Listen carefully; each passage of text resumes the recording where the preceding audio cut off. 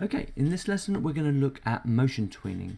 So motion tweening is fantastic and it's an alternate method of animation over stop frame. So in the last two lessons we looked at stop frame where every single frame has to be animated by you, whereas motion tweening allows the computer to take complete control of this. So in this lesson we're just going to recap a bunch of stuff and then learn this new technique. So we're going to need to create symbols for our animation. We're going to look at layers, frames and keyframes in just a tiny bit more depth. And then we're going to look at inserting frames and keyframes on the timeline as we go. So the first task for this particular lesson is going to be to create a bouncing ball animation. And you're going to be using the animation properties of location, rotation and scale. The second one, or the extension task, is going to be you're going to draw and animate a car wheel. And then finally you're going to preview your work and then export your work as a video. So let's get started. So the first thing we need to do is create our folder. So our folder is going to be inside of our Adobe Animate animations folder, and it's going to be called Lesson 3 Motion Tweening. Inside of this I've got the example of the extension that I'll show you in a bit, but once we've got this folder set up, let's go into Adobe Animate and let's create our canvas, and let's just make sure we save it straight away into that folder. So File, Save, and we're just going to call this one Bouncing Ball. Let's just make sure it goes into the right folder, and then we'll just call it Bouncing Ball. Okay. So once we've done this, you may want to change the size of your canvas. So with the black mouse and select anywhere inside of this grey area, you can come over to the properties and you can change the width and the height of yours depending on what your screen size is going to be. You can also change the frames per second of your animation. Now for TV, I would definitely recommend a higher frame rate than 24. My preferred rate for video is 30 frames per second. And I would say that this probably needs to be something like, well, we'll leave it at this for now, but if you were doing a proper video animation, you would want something like 720 by 180, something like that. Just the same ratio as a high definition TV. So the first thing we're going to do is just create on this layer here a bouncing ball, and we're only going to use one layer for this. You can have two if you want to put a background in, but I'm just going to do one, keep this very simple.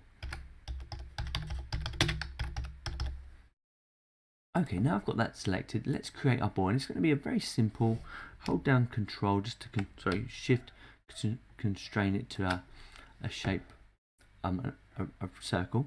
The next thing I'm going to do is I'm just going to put a little line on this one. Because we're going to do some rotating, I want to show you that it's rotating by just kind of having an indicator here. So let's make this line something like 5 pixels. There we go, and let's just change the color to something else that's a bit more obvious. There we go, and I'm not keen on the yellow, so let's just change the color of the ball to something like a green. There we go. That's pretty much all we need to do. Now I'm just going to create a symbol for this. So I'm going to select all of it. So in order for me to select all of it, I'm just going to do this. The one thing I would say, with your circle, make sure you've got no line color, because this can cause a few issues. So I've just got rid of my stroke color here and just put this little line through it. So let's do that again. So select everything and then right click, and then you want to convert to symbol. This time we're going to use a movie clip symbol. Okay, so last time, or the last two lessons, we used the graphic. This time we're going to use the movie clip symbol.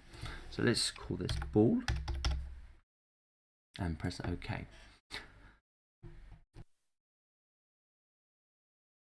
Now we've got our ball selected, we're just going to do that animation side, and it's going to be motion tweening that we're concentrating on. So what you tend to do with motion tweening is you insert as many frames as you need for your animation. Now this is going to be a 2-second animation, so we're just going to come to frame 60, right click on it, and then we're going to say insert frame. Okay, and what this will do is it will insert all the frames all the way to the end. Note that there's no keyframes in between this, which is exactly what we need. Once we've got all of our frames set up in this way, and let me just undo that and show you that one more time, because this is a really important part of this. So we right click on the frame we want, and then we just insert frames, not keyframe, it's just a frame. Now once we've done this, we can select anywhere inside of our timeline and right click, and the one we want now is this create motion tween. Once we have the motion tween, it will turn blue. This now means we're in animation mode. You can no longer do any drawing.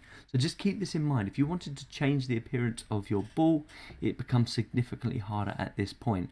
So any drawing that you want to do has to be done before you right click and then create your motion tween. So let me just undo that again and let me just show that one more time. So right click, create motion tween. So now we've got a motion tween. The next part is really simple. Anywhere on this timeline we can create animation.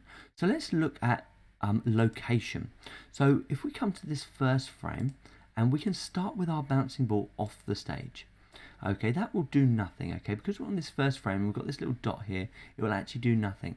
So if we come to this last frame and then we move the ball all the way to the end, you'll notice that it puts another little dot there, and we also get this line. And what that's done is it's created all the frames for us. So if I go on my animation now, you can see that it's created all my frames, and it's created this line as well. This line's really interesting because we can bend this as much as we want to get this animation kind of looking a little bit different. We can press play and you'll get this. So let's go back to the beginning and you'll get this animation. For now, I don't actually want to bend this, so let's just Control Z and let's just make sure we've got this flat line. Now we want to make this look like it's bouncing, so we're going to move along 5 frames and then I'm going to move the ball. So I've moved 5 frames. You'll see that there's another dot there now, and you'll also see that we have each keyframe as a dot here. So if I move backwards, you'll notice it moves back through the keyframes on this dotted line, which is absolutely fantastic. The next one we want to do is move to frame 10, and I'm going to move it up and we're going to bounce it really high, maybe over to the side a little bit. And then let's move to frame 15 and let's move it down. And in the true fashion of a bouncing ball, you kind of want to make each bounce a bit lower, I suppose. So let's just make this one ever so slightly lower, and let's do one more, and let's make that one a little bit lower, and let's do this as the last one now. So let's just move it down a little bit. So when it comes back to the ground, it's now going to just roll off. So let's come to the last frame and let's just change this so it's down there. So if we go back to the beginning, you'll see that we have that bouncing ball. Not very realistic at the moment. Let's just press Control Enter just to preview it in the browser. So there we go. Fantastic. Let's just minimize that. So let's go back to the timeline. Now the next thing we need to do is look at scale. So we could pretend like this is coming in from a distance. So this bouncing ball, if we go to the free transform tool, we could probably scale it up and hold down Shift just to constrain it from being any other thing. And then let's move it forward. And then when it hits the floor, you really want to create a squashy kind of feeling. So we're just going to squash it down like so. And then we're going to move it up. So let's just have a look at that now. There we go, and it squashes down. It probably squashes ever so slightly too soon, to be fair. So let's just come into the ball again, and let's just unsquash it at that point and see what happens. So there we go, we get the squash, and then let's just unsquash it at that point, see what happens. And I'm just focusing on the scale aspect of things at the moment. So we've done our location, which was to move it, and now we're just looking at the scale aspect of it. So we can keep moving through, and that's fine. And once it gets to the bottom, we can scale it down. Oh, it's a bit too early actually. Let's undo that, Control Z. Let's do the first scale when it comes here, and then we can go back a frame and unscale it. So let's just squash it there, then go back a frame and then unsquash it. And then let's go forward a frame and unsquash it as well. Okay, and we can keep doing that. On this one here, I'm just going to let it get a bit smaller. So hold down Shift again, and we're going to get it a bit smaller. And make sure that that doesn't get that small from there. So just unscale that one. Keep Shift down. Then we've got the scale, and then it can roll off. So we're just now going to look at that final bit. So we're just going to roll it off from this point here. So this first one, I'm just going to do a tiny roll. And then I'm going to... So now that kind of takes on all of the rolling. So now let's just roll it a little bit more. Okay, now when we get to here, let's make sure there's a bigger roll. And then finally, it's off stage, so we don't need to worry too much about this. But let's just do an even bigger roll here. So let's just do a big flip there. So hopefully we now have all of our rotation and scale. And let's go back here, because actual fact, we could probably make it roll from here as well.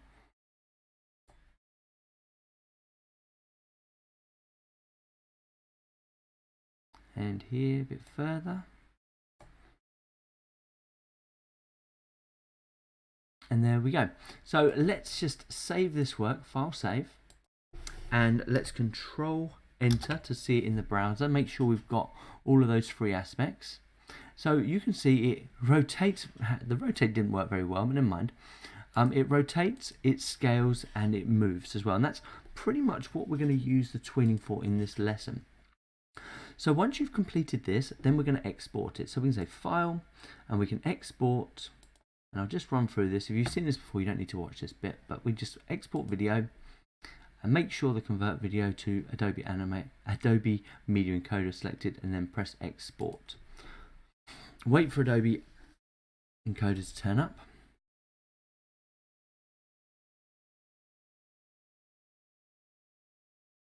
And for some reason on this machine it's taking a little bit longer, but we'll get there. It doesn't take too much longer. Here it comes. Okay. Here we go. So once we've got this, we make sure it's in the right folder, and then we just press the play button and make sure we've got the H.264 encoders selected, and then we can press close, and let's go and make sure that's worked. So here we are, bouncing ball. Those are the previews, so it's obviously gone into the wrong folder.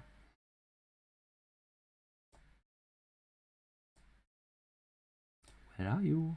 Here we go. Nope.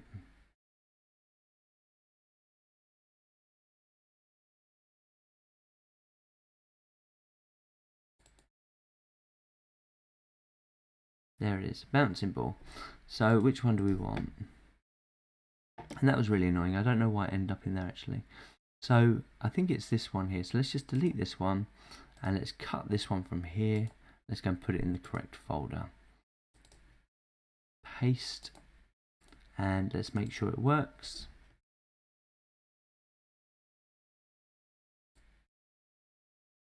Okay, play that one more time just so you guys can see it. There we go, fantastic. Not the greatest thing. I'm sure you guys can do a million times better than that. Now, the final thing that I want you guys to do for the extension then is to create, get rid of this one, is to create a car wheel and have your car wheel bouncing down the road, squishing, just like we did with the ball, but this time with a more realistic object. Give that a go, see how you get on, and I'll see you in the next lesson.